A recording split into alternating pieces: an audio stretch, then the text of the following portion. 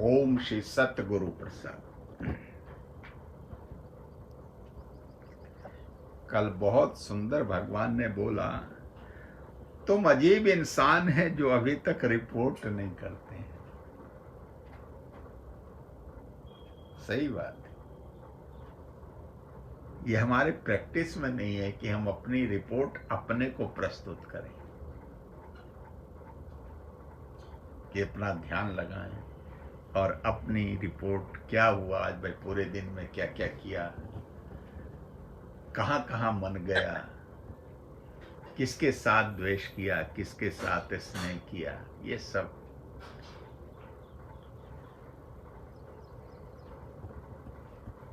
एक बहुत सुंदर कल गुरु ने बोला, मेरे को कोई क्यों पूछे, तुम्हारी आकांक्षा मेरे को गुरु पूछे, सत्संगी पूछे, ये भी पूछे, घर वाले भी पूछे, तो गुरु कह रहे हैं तुमको कोई क्यों पूछे, तुम क्यों न सबको पूछो।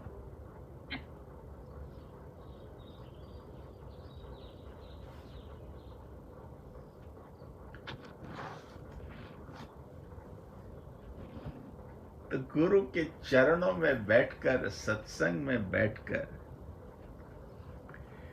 दिशा और दिशाएं, दिशा और दशा दोनों सुधर जाती।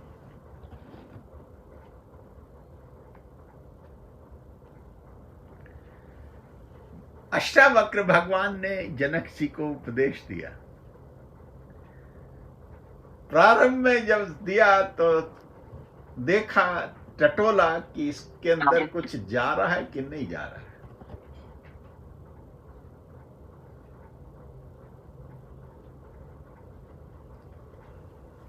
तो पूछा, हे जनक, तुम्हारी विषयों में आसक्ति है या नहीं। जो कुछ सुना, विषयों में कुछ आसक्ति है कि नहीं।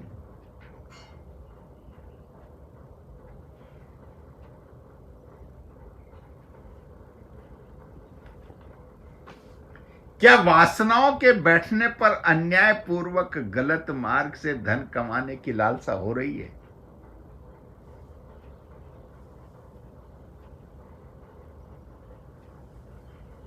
साम दाम दंड भेद से हम संपत्ति को कमाते हैं, राज्य को चलाते हैं, क्या ऐसी तुम्हारी अपेक्षा है। और क्या तुम्हारा इस धन के कारण लोभ, मोह, राग, द्वेष, ईर्ष्या, घृणा, छीना झपटी, परिग्रह आदि पाप करने में भय लगता है कि नहीं।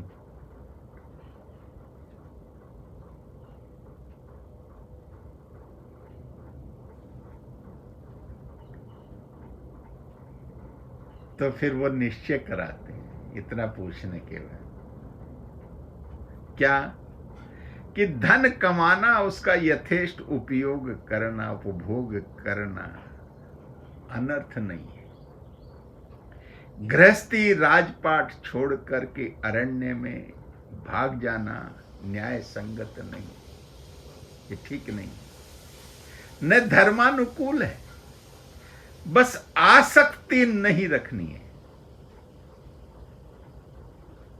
बस आसक्ति नहीं होनी चाहिए।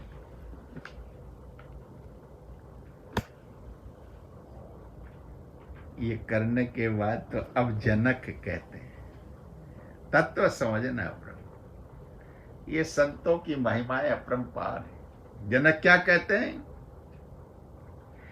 हे देव, अब नया रूपांतरण हो गया।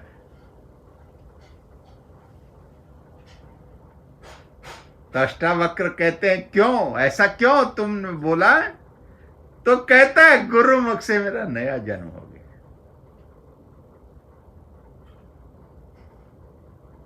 हमारे गुरु भगवान भी यही कहते हैं, तुम अब जब सत्संग में आ गए हो तो तुम्हारा नया जन्म हो गया। अब वो तुम नहीं रहे हो, तुम भूल जाओ उसको, तुम्हारा नया जन्म हो गया। तो तुम्हें इसका क्या लाभ मिला। अष्टावक्र कहते हैं, हे जनक, अगर तुम्हारा ये नया जन्म, तुम्हें इससे क्या लाभ मिला? तो कहते हैं, प्रभु अब सब स्वभाव से स्वतः हो रहा है, करना नहीं पड़ता।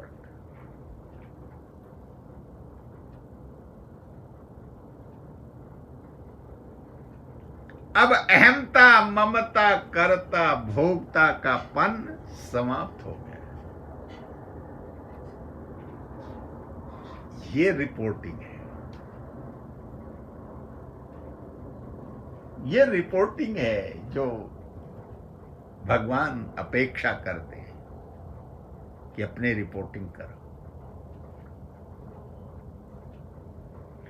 अब जगत रस के स्थान पर अध्यात्म रस, आत्म रस का रसास्वादन कर रहा। यह सच्ची रिपोर्टिंग है।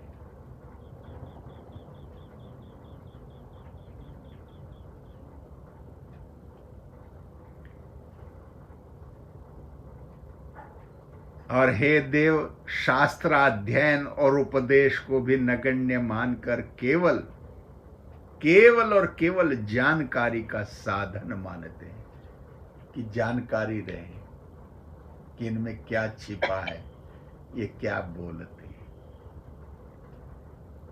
और हमारे भगवान क्या बोलते थे? हम शास्त्रों का विरोध नहीं करते, उसकी वासना का तो उनको नहीं रहना। पढ़ो सब। क्यों पढ़ो? कि तुम्हें ज्ञान अर्जित हो, कोई तुम्हें परास्त न कर पाए।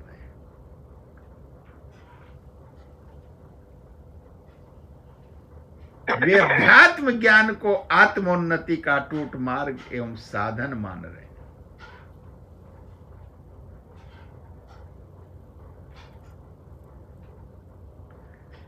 और एक और निश्चय बोलता है। क्या बोलता है जनक? बहुत सुंदर। कहते हैं, देव अब निश्चय हो गया कि आत्मज्ञान और वासना साथ साथ नहीं रह सकते।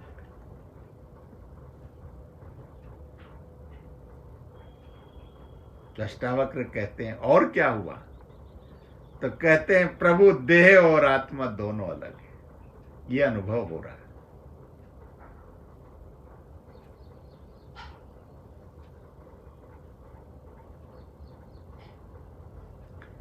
और हे देव, एक निश्चय और हो रहा है, एक रिपोर्टिंग और अपने को कर रहे हैं कि व्यवसाय करना, धन कमाना, पत्नी, बाल बच्चे, घर गृहस्थी का होना कोई खराब बात नहीं, लेकिन उनमें आसक्त रखना, आसक्त हो जाना अब लगता है ये ठीक नहीं है।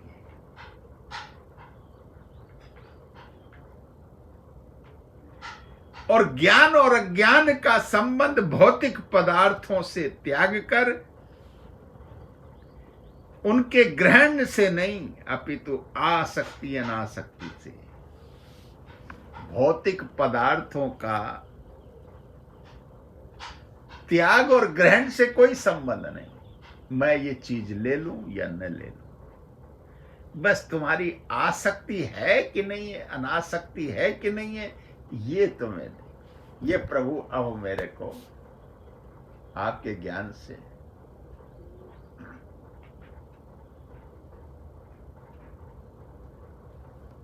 ये सत्संग की महिमा है जो गुरुदेव बता। सब करो। क्यों करो? कि जब गुरु के मुख से तुम्हारा जन्म हुआ है तो तुम मेरे बच्चे हुए ना, तो तुम्हारी रक्षा करना तो मेरा काम है। तुम जहां जाओगे मैं तुम्हारे साथ रहूंगा।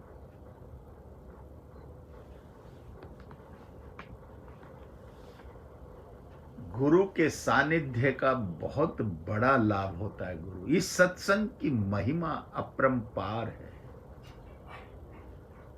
एक बार इसमें बैठ तो जाए, बीज मंत्र एक बार मिल तो जाए, और फिर कल्याण कैसे होता है तो हमने आपको बताया। ये चोर और ऋषि का क्या लफड़ा हुआ था।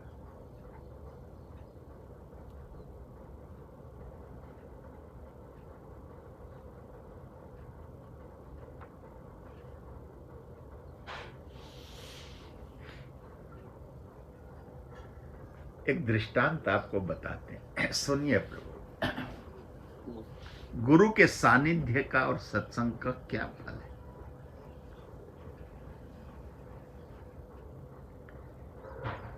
एक संत नदिया को पार कर रहे थे, नौका में बैठे थे, आखिरी नौका थी। एक इधर से उधर जाने के लिए, उसमें बहुत भीड़ थी। संत उसमें चढ़ गए और एक किनारे पर बैठ गए और अपने में विलीन हो गए कि जब किनारा आएगा तो उतर जाएंगे। वो संत अपने में इतने विलीन हो गए कि उनको पता ही नहीं लगा कि ये लोग कौन कौन बैठे, कहाँ बैठे, भीड़ बैठी कि नहीं बैठे। तो कुछ मस्खरे उस नाव में बैठे थे। होता ही ये सब जगह भीड़ भक्कड़ में ऐसा चलते, मस्खरे थे। वो उनको उल्टा सीधा बोलने लगे। संत का ध्यान ही नहीं था, क्योंकि उन्होंने तो अपने नाक के अग्रभाग पर ध्यान लगाया और डूब गए। उनको पता ही नहीं कौन क्या बोल रहा है क्या नहीं है, समाधिस्थ हो गए। फिर उन्होंने उनके नजदीक जाकर के खूब गाली यहाँ पर की। तो होता है प्रभु, ये संसार है, ये संसार में सब अच्छे और बुरे सब है। कुछ लोगों को ये बहुत बुरा लगा जो नाव में बैठे थे। उन्होंने कहा तुम ये क्या बकवास कर रहे हो,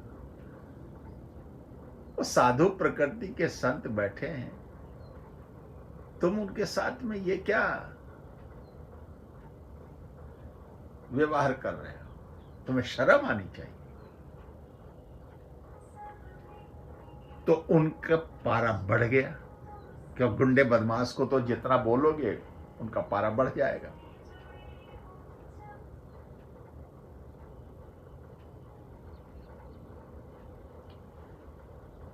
तो उन लोगों ने उस संत से कहा कि आप तो शरीर से बहुत हष्ट पुष्ट हैं, इनको एक बार दुत्कार तो दीजिए। आप में तो इतनी शक्ति है कि जो इतना सहन कर रहे हैं कि इनको अगर आप भस्म करना चाहे तो इनको भस्म कर सकते हैं, अभी ये सब सीधे हो जाएंगे।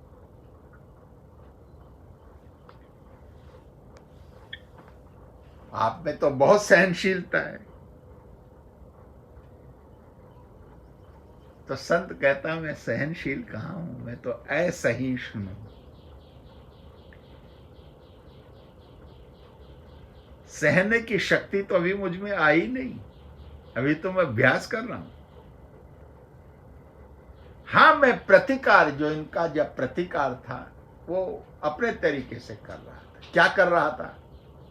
संत की महिमा देखिए, ये सत्संग की महिमाएं हैं प्रभु। जो कल हम राग और द्वेष पे इतना सब बोल रहे थे, प्रेम पे इतना बात आप चल रहे थे, कि मैं भगवान से प्रार्थना कर रहा था कि कृपा करके इनकी बुद्धि को सुधार दें, जिससे इनका हृदय निर्मल हो जाए।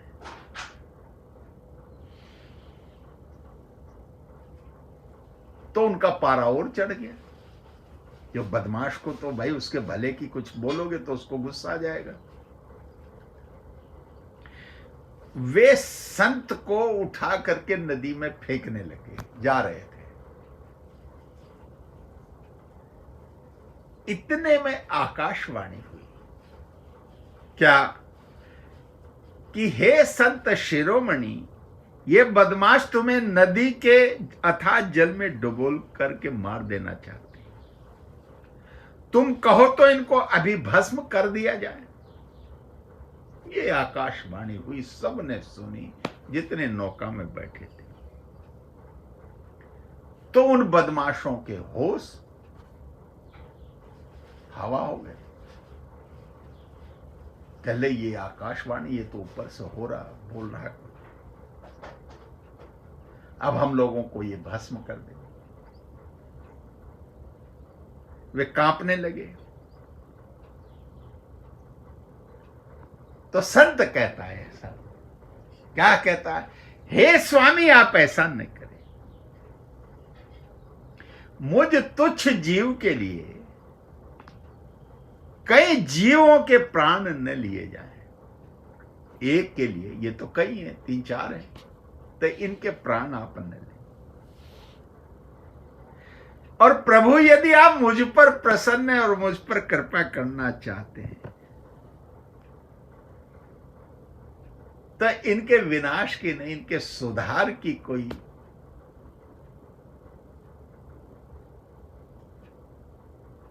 युक्ति इनको दीजिए, ताकि इनके दोषों और दुर्गुणों को, इनके पापों और तापों को भस्म करके इनका हृदय निर्मल और सुखी हो।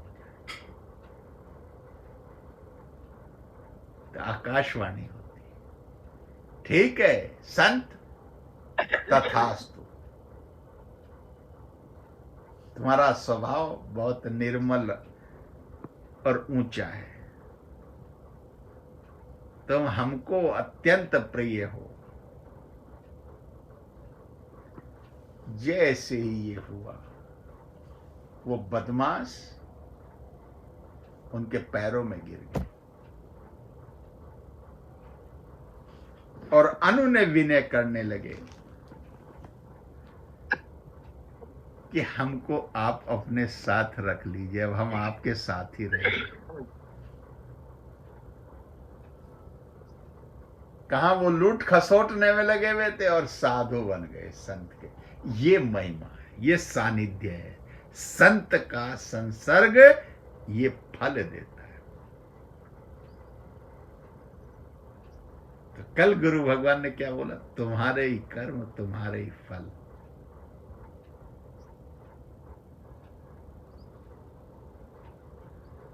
ये संत महिमा है, ये सत्संग की महिमा। सत्संग में आने के बाद में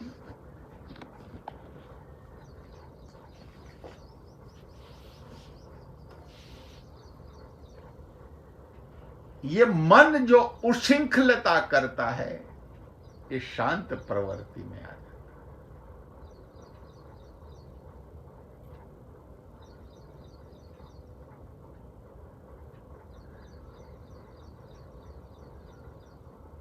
और गुरु कहता है इसको वश करना चाहोगे तो नहीं होगा,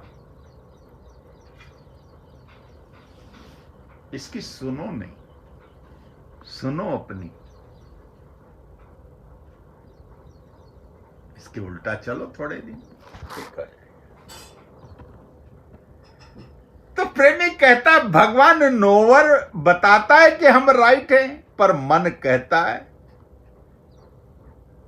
कि योगी से पूछो कि ये राइट है।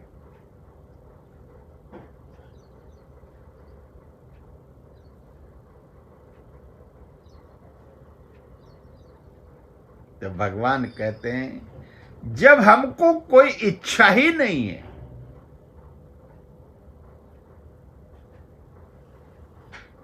तो ये जो अंदर बैठा है ये बताता यही है। जब हमारी कोई आसक्ति नहीं है, अपेक्षा नहीं है, अभीप्सा नहीं है, इच्छा नहीं है, आसक्ति नहीं है, तो फिर ज्ञान स्वरूप ही है ना, आत्मा ही है।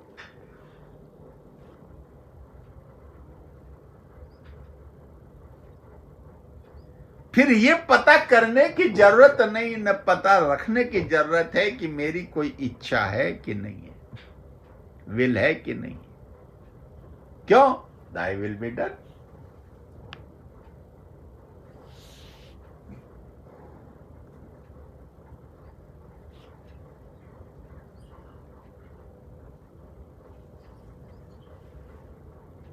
तो भगवान कहते हैं तुम अपनी जो निश्चय वाली शक्ति है उस पर छोड़ दो। जो निश्चय किया है उससे जो प्रेरणा आएगी तदनुसार आगे का मार्ग प्रशस्त होगा।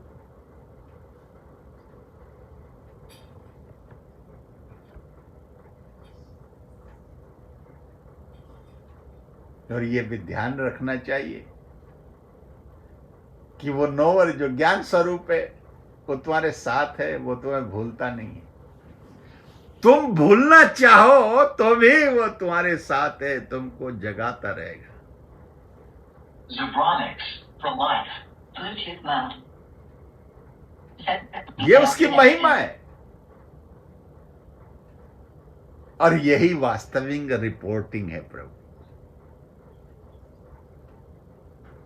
तो गुरु ने एक बताया प्रैक्टिकल कि तुम देखो, सर्दी के मौसम में तुम्हें कौन बताता है कि सर्दी है तो तुम गर्म कपड़े पहन लो। जब गर्मी आती है तो गर्मी में कौन बताता है तुम्हें कि भाई अब गर्म कपड़े उतार दो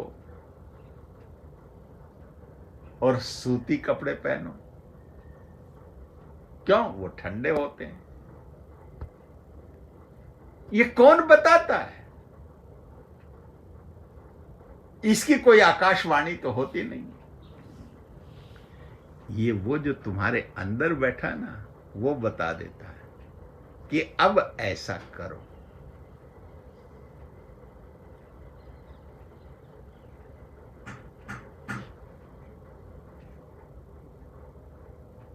क्यों? वातावरण के अनुसार तुम अपना व्यवहार बनाओ।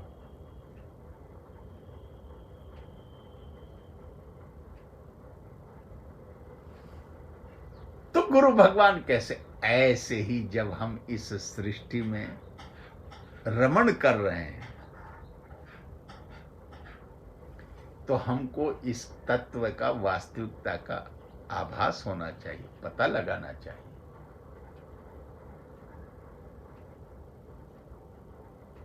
कि सत्य क्या है, असत्य क्या है, सही क्या है, गलत क्या है, धर्म क्या है, अधर्म क्या है, कर्म अकर्म विकर्म ये सब क्या है। तो जो गुरु बोलता है उसको अपनाओ। गुरु क्या बोलता है? आत्मा पश्यति आत्मा। सबको आत्मा समझ करके सबसे एक समान व्यवहार करो। जो गलत है, जहां तुम्हारा मन नहीं करता, जो तुम्हें ठीक नहीं लगता, उससे हटते जाओ, हटते जाओ, हटते जाओ, हटते जाओ। और जहां तुम्हारा मन करे गुरु की तरफ और गुरु के बताए मार्ग में बढ़ते जाओ, बढ़ते जाओ, बढ़ते जाओ।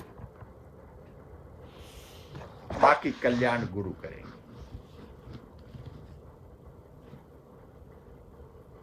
क्यों? उनके मुख से जन्म हुआ है तो वो ध्यान देंगे।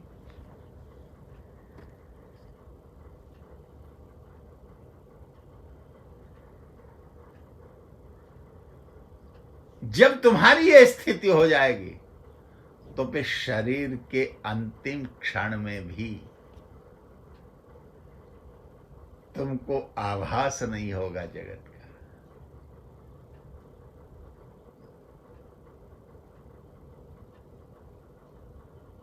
उस परमात्मा का तुमको अनुभव होगा, उस ज्ञान स्वरूप का तुमको स्मरण होगा, वो परम पिता परमात्मा का स्मरण होगा, सतगुरु का स्मरण होगा, उस परमेश्वर का तुम्हें स्मरण हो जाएगा। ये अभ्यास करते करते उस महेश्वर के ध्यान में आप और अंतिम क्षण उसी में निकल जाएगा। यही मोक्ष का मार्ग है और यही उस मोक्ष की प्राप्ति का एकमात्र साधन है कि उस परमात्मा में टिको। मतलब वो जो अंदर बैठा है उस ज्ञान स्वरूप के मार्ग पर बताए हुए रास्ते पर चलते चलो, चलते चलो, चलते चलो। वो सुबह से शाम तक हर क्षण सोते उठते जागते फिरते वो तुम्हारे साथ है, वो तुम्हारा सखा है। उस सखा को कभी भी अपने से अलग करने की न सोचो। उससे इतनी पक्की दोस्ती हो जाए कि वो तुमको कोई भी गलत काम, कोई पाप करने ही न दे और वो सदा सर्वहिताय परमार्थ स्वरूप सेवा भाव में निस्वार्थ निष्कलंक जीवन को जीने की जो प्रेरणा दे रहा है उस पर आप अग्रसर होते चले जाएं। ये परमात्मा का भाव है। वो ज्ञान स्वरूप जो अंदर बैठा है, जो आत्मा अंदर बैठी है, वो जो बोल रही है, क्यों? वो पुण्य ही है, वो निष्कलंक है, वो विशुद्ध है, नित्य है, पवित्र है, अभय। और वो अपने स्वरूप में ही आपको ढाल ले जाती है। जैसा गुरु का मुख है, जैसा गुरु ने स्वभाव बनाया वैसा ही स्वभाव बन जाता है। क्यों? पिता और पुत्र का यही संबंध होता है, गुरु शिष्य का यही संबंध होता है। गुरु बनाए आत्म समान, गुरु बनाए आप समान। और गुरु कहता है जो मैं हूं सो तू है, जो तू है सो मैं हूं।